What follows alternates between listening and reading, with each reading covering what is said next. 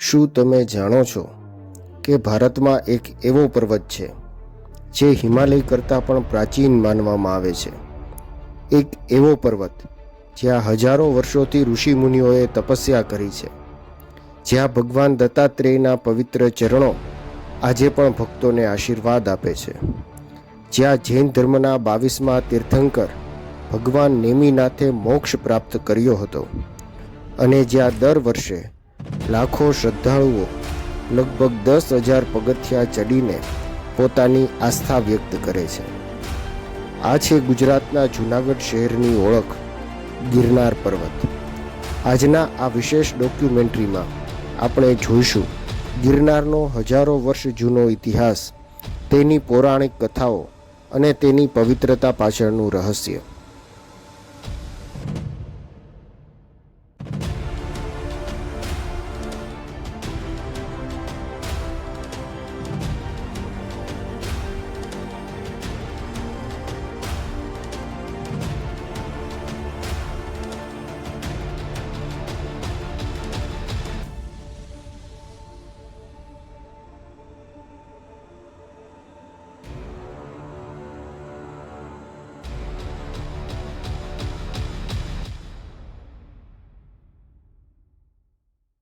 गिरनार का आकार कैसा है?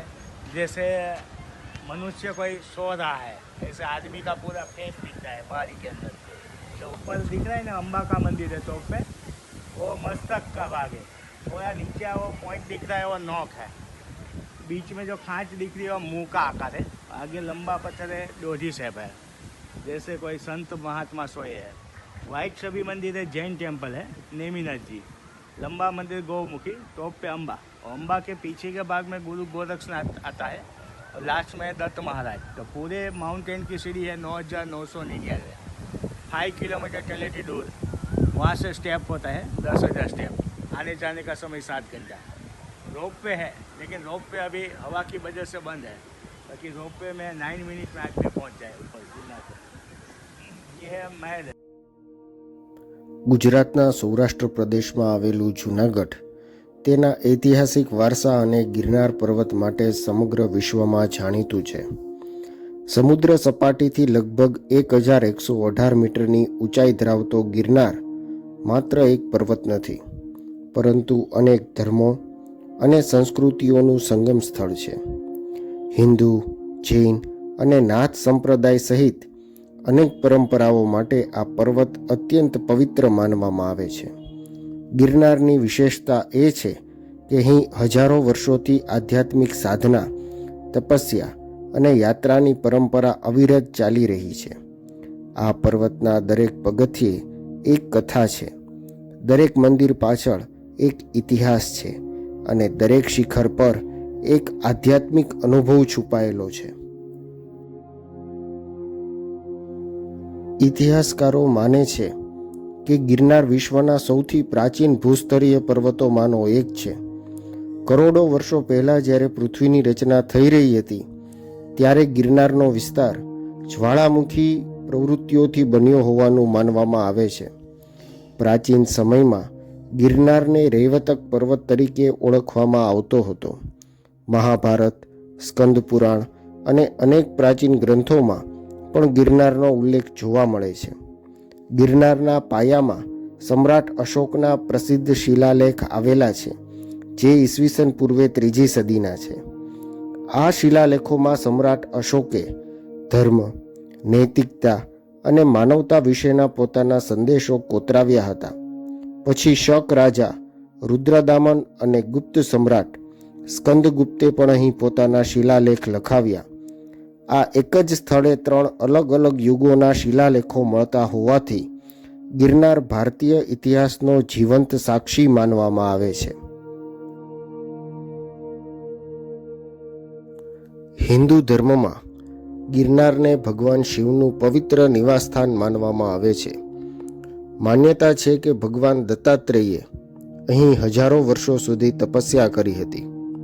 આજ પણ ગિરનારની સૌથી ઊંચી ટોચ પર ભગવાન દત્તાત્રેયના પવિત્ર ચરણો સ્થાપિત છે.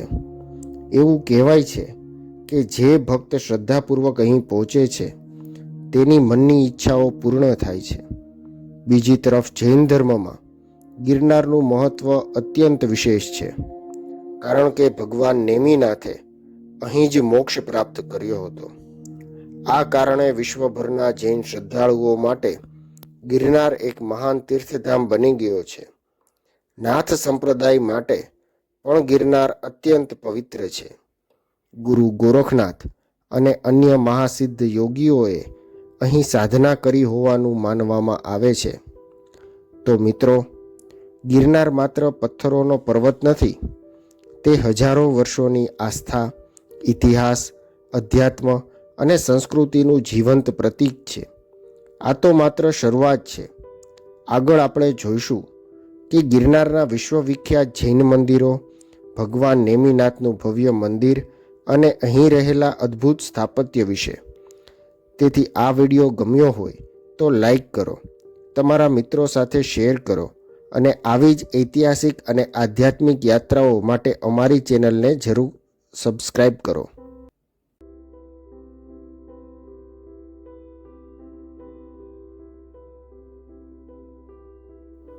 ગિરનાર માત્ર તીર્થધામ નથી, તે કુદરતનો અદ્ભુત ખજાનો છે.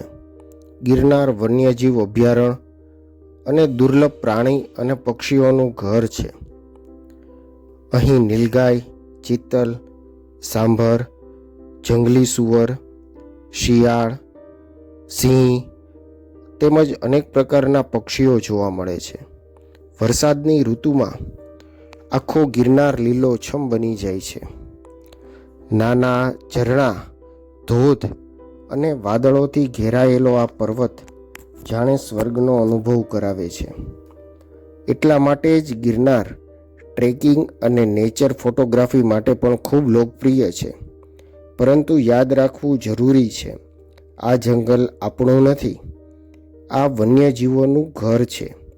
તેથી અહીં સ્વચ્છતા જાળવવી, પ્લાસ્ટિકનો ઉપયોગ ટાળવો અને કુદરતનું સન્માન કરવું દરેક યાત્રાળુની જવાબદારી છે.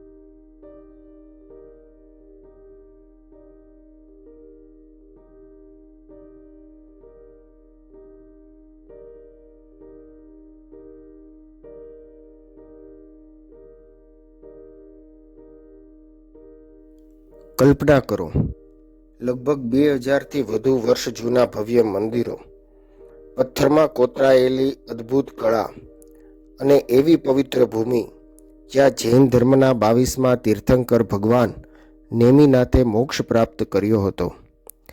જૈન પરંપરા અનુસાર ભગવાન નેમિનાથ, જેમને અરિષ્ટ નેમિ તરીકે પણ ઓળખવામાં આવે છે, જૈન ધર્મના 22મા તીર્થંકર હતા.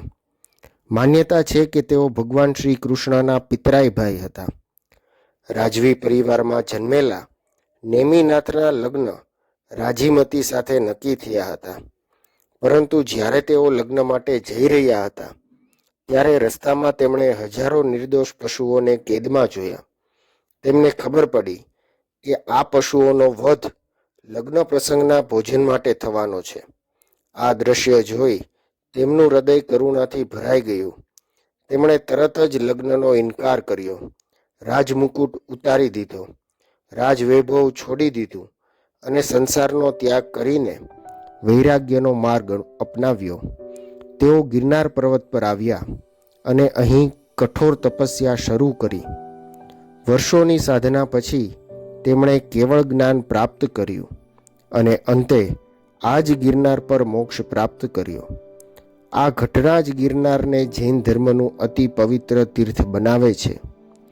ગિરનારના લગભગ 4200 પગથિયા પછી ભગવાન નેમિનાથનું ભવ્ય મંદિર આવે છે.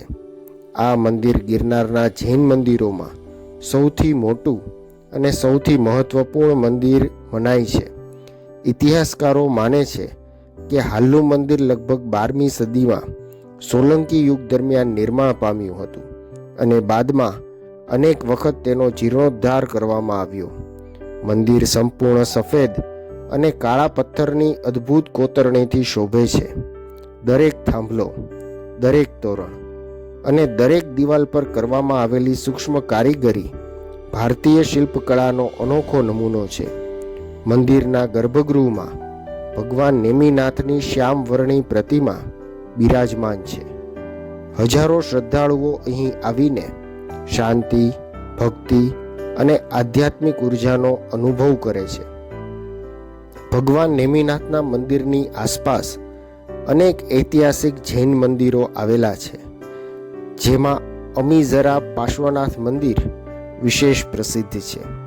માન્યતા છે કે અહીં ભગવાન પાર્શ્વનાથની પ્રતિમામાંથી અમૃત સમાન જળના ટીપા પ્રગટ થતા હતા. તેથી આ મંદિરને અમીઝરા નામ મળ્યું. આ ઉપરાંત ભગવાન આદિનાથ, ભગવાન મલ્લીનાથ, ભગવાન સંભવનાથ અને અન્ય તીર્થંકરોને સમર્પિત મંદિરો પણ અહીં આવેલા છે. આ સમગ્ર મંદિર સમૂહોને જોતા એવું લાગે કે જાણે આપણે મધ્યયુગીન ભારતના સુવર્ણ યુગમાં પહોંચી ગયા હોઈએ.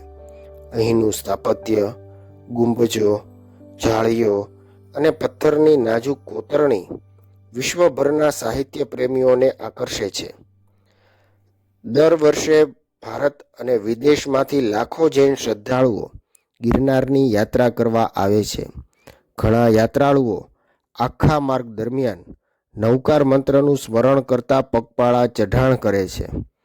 તેમને માટે આ યાત્રા માત્ર એક પ્રવાસ નથી, પણ આત્મશુદ્ધિ, ત્યાગ અને અહિંસાના સિદ્ધાંતોને જીવનમાં ઉતારવાનો એક આધ્યાત્મિક માર્ગ છે. ગિરનાર આજે પણ ભગવાન નેમિનાથના કરુણા, ત્યાગ અને અહિંસાના સંદેશને જીવંત રાખે છે.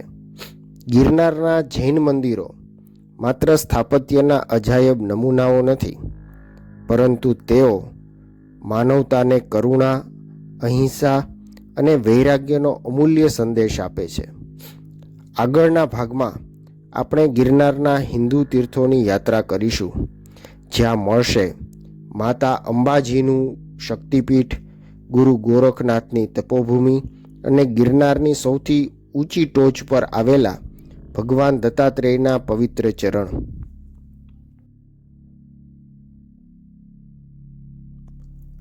હજારો પગથિયા ચઢ્યા પછી યાત્રાળુઓ પહોંચે છે એવી પવિત્ર ભૂમિ પર જ્યાં શક્તિ, યોગ અને બ્રહ્મજ્ઞાન ત્રણેયનો અદ્ભુત સંગમ જોવા મળે છે. માતા અંબાજીનું શક્તિસ્થાન ગુરુ ગોરખનાથની તપોભૂમિ. ગિરનારના લગભગ 5000 જેટલા પગથિયા પાર કર્યા પછી યાત્રાળુઓ માતા અંબાજીના પવિત્ર મંદિરે પહોંચે છે.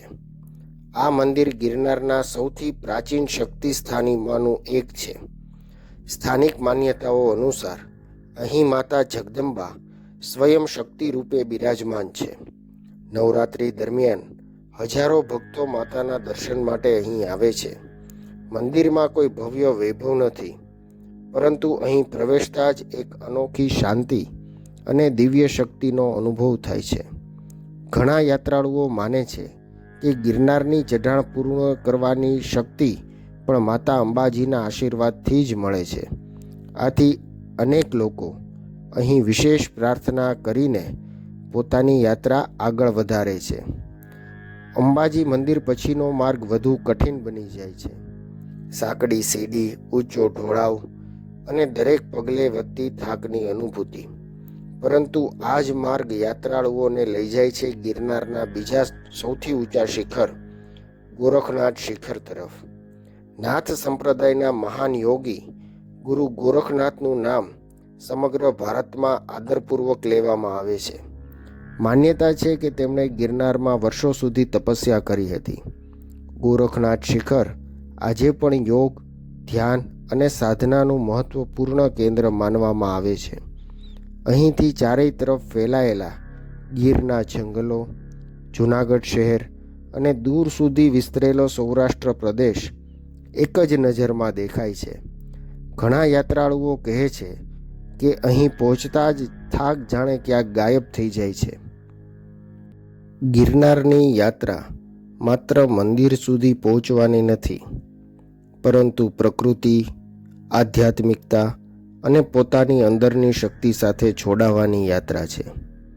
આ પર્વતનો દરેક પથ્થર એક ઇતિહાસ છે, દરેક વૃક્ષ એક તપસ્વીની સાક્ષી છે અને દરેક પગથિયું શ્રદ્ધાની નવી ઊંચાઈ સુધી લઈ જાય છે.